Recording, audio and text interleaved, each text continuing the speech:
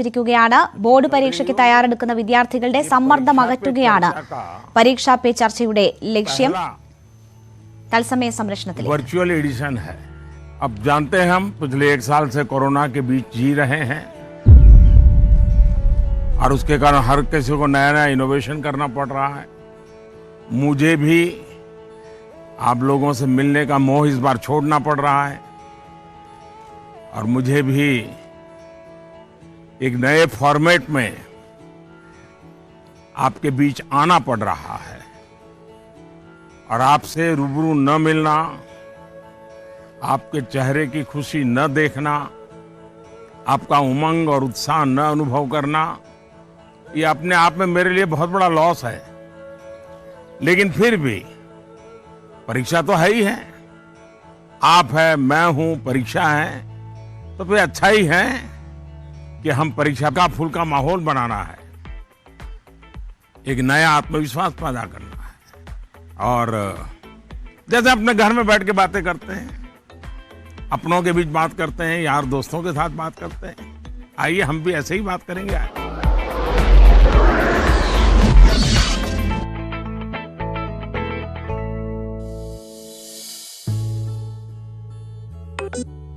नमस्कार honourable PM sir. नमस्कार नमस्कार। मेरा नाम एन पल्लवी है। मैं 9वीं कक्षा पढ़ रही हूँ।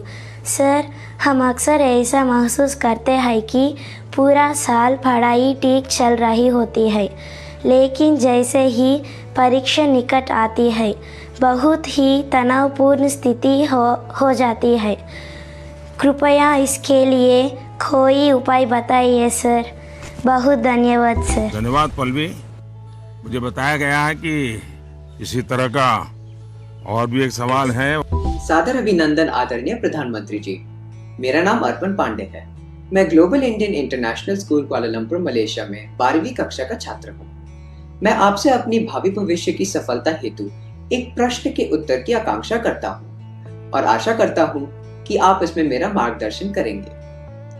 मेरा प्रश्न है, परीक्षा की तैयारी के दौरान हमारे मन में आने वाले भय और तनाव से हम कैसे उभरे, कि क्या होगा अगर अच्छे अंक और अच्छा कॉलेज मिलेगा या नहीं। धन्यवाद। पल्लवी, अर्पण, देखिए आप जब ये फियर की, डर की बात करते हैं तो मुझे भी डर लग जाता है। अरे ऐसी कौन सी बात है जिसके लिए डरना चाहिए? क्या पहली बार एग्जाम देने जा रहे हो क्या पहले कभी एग्जाम दी नहीं? क्या आपको मालूम नहीं था कि मार्च महीने, अप्रैल महीने में एग्जाम आती है? सब पता है, पहले से पता है, साल भर पहले से पता है। अचानक तो नहीं आया है, और जो अचानक नहीं आया है, कोई आसमान नहीं टूट पड़ा है। इसका मतलब हुआ कि आपको डर एग्जाम का नहीं है, आपको डर किसी और का है। और वो क्या है? आपके आसपास एक माहौल बना दिया गया है कि यही एग्जाम सब कुछ है, यही जिंदगी है। और इसके लिए पूरा सामाजिक वातावरण, कभी कभी स्कूल का वातावरण भी, कभी कभी माँ बाप भी, कभी अपने रिश्तेदार भी एक ऐसा माहौल बना देते हैं, ऐसी चर्चा करते हैं कि जैसे कोई बहुत बड़ी घटना से आपको गुजरना है, बहुत बड़े संकट से गुजरना है। मैं उन सब से कहना चाहूंगा, खास करके मैं पेरेंट्स से कहना चाहता हूं, आपने क्या करके रख दिया है। मैं समझता हूं कि ये सबसे बड़ी गलती है। हम आवश्यकता से अधिक ओवर कॉन्शियस हो जाते हैं, हम थोड़े ज्यादा ही सोचने लग जाते हैं। और इसलिए मैं समझता हूं कि जिंदगी में ये कोई आखिरी मुकाम नहीं है। ये जिंदगी बहुत लंबी है, बहुत पड़ाव आते हैं। एक छोटा सा पड़ाव है, हमें दबाव नहीं बनाना चाहिए। चाहे टीचर हो, स्टूडेंट हो, परिवारजन हो, यार दोस्त हो, अगर बाहर का दबाव कम हो गया, खत्म हो गया, तो एग्जाम का दबाव कभी महसूस नहीं होगा। कॉन्फिडेंस फलेगा फूलेगा, प्रेशर रिलीज हो जाएगा, डिक्रीज हो जाएगा और बच्चों को घर में सहज तनाव मुक्त जीना चाहिए। छोटी मोटी हल्की फुल्की बातें जो रोज करते थे वैसी करनी चाहिए।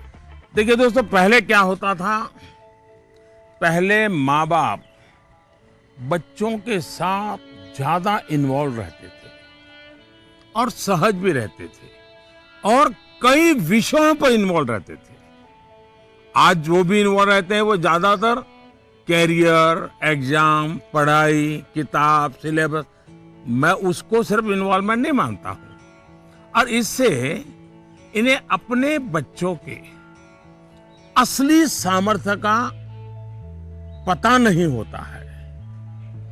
अगर माँ बाप ज्यादा इन्वॉल्व है तो बच्चों की रुचि, प्रकृति, प्रवृत्ति इस सबको अच्छी तरह समझते हैं और जो कमियां हैं उन कमियों को समझ करके उसको भरने की कोशिश करते हैं और उसके कारण बालक का कॉन्फिडेंस लेवल बढ़ता है, उसकी स्ट्रेंथ माँ बाप को पता है, उसकी वीकनेसेस माँ बाप को पता है और उसके कारण माँ बाप समझते हैं कि ऐसे समय वीकनेसेस को बाजू में करो, स्ट्रेंथ को जितना बल दे सकते हो दो।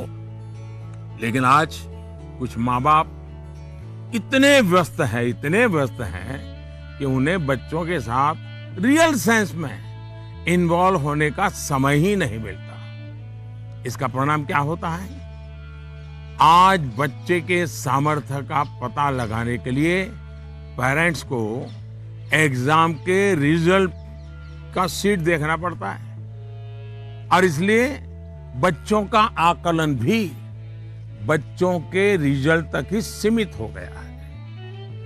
मार्क्स के परे भी बच्चे में कई ऐसी चीजें होती हैं जिन्हें पेरेंट्स मार्क ही नहीं कर पाते हैं। साथियों, हमारे यहां एग्जाम के लिए एक शब्द है कसौटी, मतलब खुद को कसना है। ऐसा नहीं है एग्जाम आखिरी मौका है, बल्कि एग्जाम तो एक प्रकार से एक लंबी जिंदगी जीने के लिए अपने आप को कसने का उत्तम अवसर है, एक अपॉर्चुनिटी है। समस्या तब होती है जब हम एग्जाम को ही जैसे जीवन के सपनों का अंत मान लेते हैं, जीवन मरण का प्रश्न बना देते हैं। दरअसल एग्जाम जीवन को गढ़ने का एक अवसर है, एक अपॉर्चुनिटी है, एक मौका है। उसे उसी रूप में लेना चाहिए। एक्चुअली हमें अपने आप को कसौटी पर कसने के मौके खोजते ही रहना चाहिए ताकि हम और बेहतर कर सकें। हमें भागना नहीं चाहिए। आइए दोस्तों, अगले सवाल की तरफ बढ़ते हैं। माननीय प्रधानमंत्री जी नमस्कार, मेरा नाम पुण्य सुन्या है। मैं कक्षा 11वीं की छात्र हूँ। मेरे विद्यालय का नाम विवेकानंद केंद्र विद्यालय निर्जुली, डिस्ट्रिक्ट पापुमपारे, स्टेट अरुणाचल प्रदेश है। माननीय प्रधानमंत्री जी, कुछ सब्जेक्ट्स और कुछ चैप्टर्स है जिनको लेकर मैं सहज नहीं हूँ, उनसे पीछा छुड़ाने में लगी रहती हूँ। मैं चाहे कितनी भी कोशिश क्यों ना करूँ, मैं उन्हें पढ़ नहीं पाती हूँ। शायद ये इसलिए होता है क्योंकि मुझे उनसे डर लगता है। सर, इस स्थिति को कैसे दूर किया जा सकता है? धन्यवाद सर। चलिए, आंध्र से हम मलेशिया से अब अरुणाचल पहुंच गए और मुझे बताया गया है कि इसी प्रकार का कोई और एक सवाल भी है। माननीय प्रधानमंत्री जी नमस्कार, मेरा नाम विनीता गर्ग है और मैं SRDAV पब्लिक स्कूल में 25 वर्ष से कार्यरत हूँ। मेरा प्रश्न है, कुछ सब्जेक्ट्स ऐसे हैं जिसमें कई स्टूडेंट्स को डर का सामना करना पड़ता है, इस वजह से वह इनसे बचते हैं। इसके बारे में इतिहास या गणित जैसे विषयों के शिक्षक अच्छी तरह से समझ सकते हैं। टीचर के तौर पर इस स्थिति को और बेहतर बनाने के लिए हम क्या कर सकते हैं? ये कुछ अलग प्रकार का ही विषय मेरे सामने आया। मैं कोशिश करूंगा कि स्टूडेंट्स के मन को छू सकूं और टीचर्स की बात पर गौर के साथ कुछ समाधान बता सकूं। आप दोनों ने किसी खास सब्जेक्ट या चैप्टर से डर की बात कही है। आप लोग अकेले नहीं हैं जिनको इस स्थिति का सामना करना पड़ता हो। हकीकत तो यह है कि दुनिया में एक भी इंसान ऐसा नहीं मिलेगा जिसके ऊपर यह बात लागू न होती हो। मान लीजिए आपके पास बहुत ही बढ़िया 5-6 शर्ट है, लेकिन आपने देखा होगा 1 या 2 शर्ट आपको इतने पसंद आते होंगे, बार बार पहनते हैं। इसका मतलब ये नहीं कि बाकी सब बेकार हैं, फिटिंग ठीक नहीं है, ऐसा नहीं है। उन 2 इतने अच्छे लगते हैं कि आप उसको बार बार पहनते हैं। कई बार तो माँ बाप भी इन चीजों के लिए गुस्सा करते हैं कि कितनी बार इसको पहनोगे, अभी 2 दिन पहले तो पहना था। पसंद नापसंद मनुष्य का स्वभाव है और कभी कभी पसंद के साथ लगाव भी हो जाता है। और इसमें डर की, दुविधा की क्या बात है कि हमने डरना चाहिए? दरअसल होता क्या है, जब आपको कुछ चीजें ज्यादा अच्छी लगने लगती हैं तो उनके साथ आप बहुत कंफर्ट हो जाते हैं, बहुत कंफर्टेबल लगता है, सहज हो जाते हैं। लेकिन जिन चीजों के साथ आप सहज नहीं होते, उनके तनाव में आपकी 80% एनर्जी आप उसी में लगा देते हैं। और इसलिए स्टूडेंट से मैं यही कहूंगा कि आपको अपनी एनर्जी को इक्वली डिस्ट्रीब्यूट करना चाहिए। सभी विषयों में बराबर बराबर। आपके पास पढ़ाई के लिए 2 घंटे हैं तो उन घंटों में हर सब्जेक्ट को समान भाव से पढ़िए। अपने समय को इक्वल डिस्ट्रीब्यूट करिए। साथियों, आपने देखा होगा टीचर्स, माता पिता हमें सिखाते हैं कि जो सरल है वो पहले करें। ये आम तौर पर ये कहा जाता है और एग्जाम में तो खास तौर पर बार बार कहा जाता है कि जो सरल उसको पहले करो भाई, जब टाइम बचेगा तब वो कठिन है उसको हाथ लगाना। लेकिन पढ़ाई को लेकर मैं समझता हूं ये सलाह आवश्यक नहीं है और उपयोग भी नहीं है। मैं जरा इन चीज को अलग नजरिए से देखता हूं। मैं कहता हूं जबकि पढ़ाई की बात हो तो कठिन जो है उसको पहले लीजिए। आपका माइंड फ्रेश है, आप खुद फ्रेश हैं, उसको अटेंड करने का प्रयास कीजिए। जब कठिन को अटेंड करेंगे तो सरल तो और भी आसान हो जाएगा। मैं अपना अनुभव बताता हूं। जब मैं मुख्यमंत्री था, फिर प्रधानमंत्री बना, तो मुझे भी बहुत कुछ पढ़ना पड़ता है, बहुत कुछ सीखना पड़ता है, बहुतों से सीखना पड़ता है, चीजों को समझना पड़ता है। तो मैं क्या करता था, जो मुश्किल बातें होती है, जिसके निर्णय थोड़े गंभीर होते हैं, मैं मेरे सुबह जो शुरू करता हूं तो कठिन चीजों से शुरू करना पसंद करता हूं। मुश्किल से मुश्किल चीजें मेरे अफसर मेरे सामने लेकर के आते हैं, क्योंकि उनको मालूम है कि वो मेरा एक अलग मूड होता है। मैं चीजों को बिल्कुल तेजी से समझ लेता हूं, निर्णय करने की दिशा में आगे बढ़ता हूं। मैंने अपना एक नियम बनाया है, कोशिश की है। और जो सरल चीजें हैं, दिन भर की थकान के बाद रात देर हो जाती है तो चलो भाई, अब उनको मैं ज्यादा दिमाग खपाने की जरूरत नहीं हो, कोई गलती होने का कारण नहीं है, तो उन चीजों को मैं फिर देर रात तक खींच लेता हूं। लेकिन सुबह जब उठता हूं तो फिर कठिन से ही मुकाबला करने के लिए निकल पड़ता हूं। दोस्तों, एक और बात हमें अपने आप से सीखनी चाहिए। आप देखिए, जो लोग जीवन में बहुत सफल हैं वो हर विषय में पारंगत नहीं होते, लेकिन किसी एक विषय पर, किसी एक सब्जेक्ट पर उनकी पकड़ जबरदस्त होती है। अब जैसे लता दीदी हैं, लता मंगेशकर जी की पूरे दुनिया में नाम है, हिंदुस्तान के हर जुबान पे नाम है, लेकिन अगर कोई जाकर के उनको कहे कि आज हमारे क्लास में आइए और ज्योग्राफी पढ़ाइए, हो सकता है वो न भी पढ़ा भी पाए, मैं नहीं जानता हूं कि वो पढ़ा पाए न पढ़ा पाए, लेकिन लता जी की महारत ज्योग्राफी में शायद न भी हो, लेकिन संगीत की दुनिया में उन्होंने जो किया हुआ है, एक विषय पर जिस प्रकार से अपना जीवन खपा दिया है, आज वो हर एक के लिए प्रेरणा का कारण बन गई है। और इसलिए आपको भले कुछ सब्जेक्ट मुश्किल लगते हो, ये कोई आपके जीवन में कोई कमी नहीं है। आप बस ये ध्यान रखिए कि इस मुश्किल लगने वाले सब्जेक्ट की पढ़ाई से खुद को दूर मत कीजिए, उसे भागिए मत। वहीं टीचर्स के लिए मेरी सलाह ये है, वो विद्यार्थियों से उनको टाइम मैनेजमेंट के संबंध में, उसके तौर तरीके के संबंध में, सिलेबस के बाहर जाकर के भी कभी उनसे बातें करें, उनसे चर्चा करें, उनको गाइड करें। विद्यार्थियों को टोकने के बजाय उन्हें गाइड करें। टोकना, रोकना, उसका प्रभाव मन पे और ज्यादा नेगेटिव फैलता है। प्रोत्साहित करने से वो कॉन्सेंट्रेटेड ताकत के रूप में कन्वर्ट हो जाता है।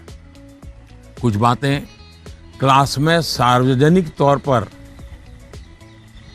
जरूर कहें ताकि सबका प्रबोधन होगा, लेकिन बहुत सी बातें ऐसी होती हैं जब किसी एक बच्चे को बुला करके चलते चलते थोड़ा सर पे हाथ रख करके बहुत ही प्यार से कहें, बेटे देखो भैया तुम इतने बढ़िया करते हो, जरा देखो इसको जरा थोड़ा ये कर लीजिए, देखिए तुम्हारे में बहुत बड़ी ताकत है, आप देखिए ये बहुत काम आएगा, बहुत काम आएगा। एक काम करिएगा, आपके जीवन में ऐसी कौन सी बातें थी जो कभी आपको बहुत कठिन लगती थी और आज आप उसको बड़ी सहजता से कर पा रहे हैं। ऐसे कुछ कामों की लिस्ट बनाइएगा। जैसे साइकिल चलाना कभी आपको कठिन लगा होगा, लेकिन अब वही काम आप बहुत सरलता से करते लेते होंगे। कभी तैरने की बात आई होगी, बहुत डर लगा होगा, उतरने से भी डर लगा होगा, लेकिन आप अच्छे तरह आज तैरना सीख गए होंगे। मतलब जो कठिन था उसको आपने कन्वर्ट कर दिया। आपके जीवन में ऐसी सैकड़ों चीजें होगी, अगर आप ये याद करके जरा किसी कागज पर लिख लेंगे तो कभी आपको किसी को भी, मुझसे भी कठिन वाला सवाल पूछना ही नहीं पड़ेगा, क्योंकि कभी कोई चीज आपको कठिन लगेगी ही नहीं। പരീക്ഷാ പേ ചർച്ചയുടെ 4ാം എഡിഷനിൽ പ്രധാനമന്ത്രി വിദ്യാർത്ഥികളുമായി സംവദിക്കുന്നതാണ് കണ്ടത്. തിരിച്ചെത്താം ഇടവേളയ്ക്ക് ശേഷം.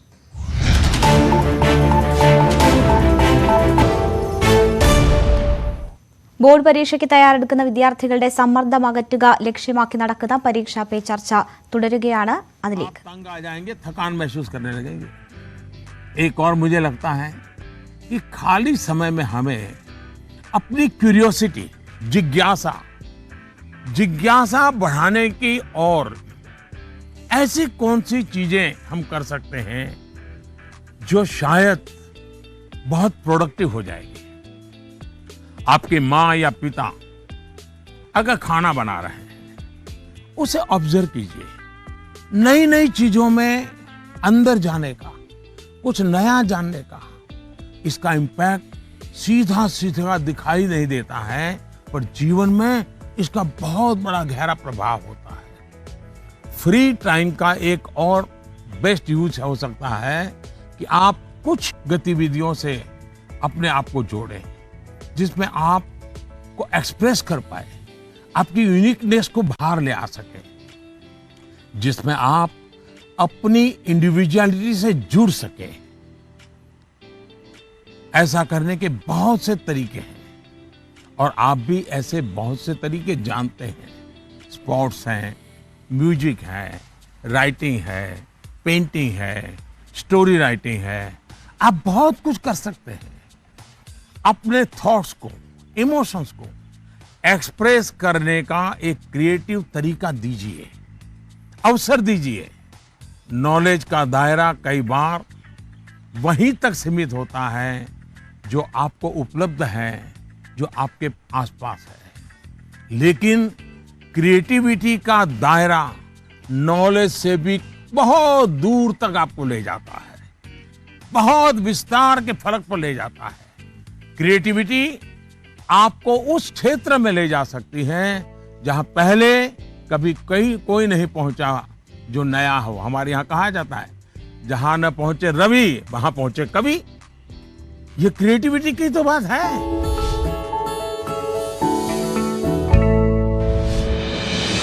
With the world's largest COVID vaccination drive, India is leading the way. As the vaccine reaches every corner of the nation, do not forget the mantra, Dawai bhi, Kadai bhi. Let's continue our fight against COVID-19. Vaccination along with social distancing, sanitization and masks. Mask up, India! Put your mask on and cover your nose and be safe. Mask up, India. പ്രധാനമന്ത്രി നരേന്ദ്രമോദി വിദ്യാർത്ഥികളുമായി സംവദിച്ച പരീക്ഷാ പേ ചർച്ചയുടെ സംപ്രേഷണമാണ് കണ്ടത്. Bulletin പൂർണ്ണമാവുകയാണ്. ഈ Covid കാലത്ത് കോവിഡിന്റെ ആശങ്കകൾ രാജ്യത്ത് ഉയർന്നുകൊണ്ടിരിക്കുകയാണ്. അതുകൊണ്ട് തന്നെ ജാഗ്രത കൈവിടരുത്. മാസ്ക് ധരിക്കുക, വാക്സിൻ എടുക്കുക.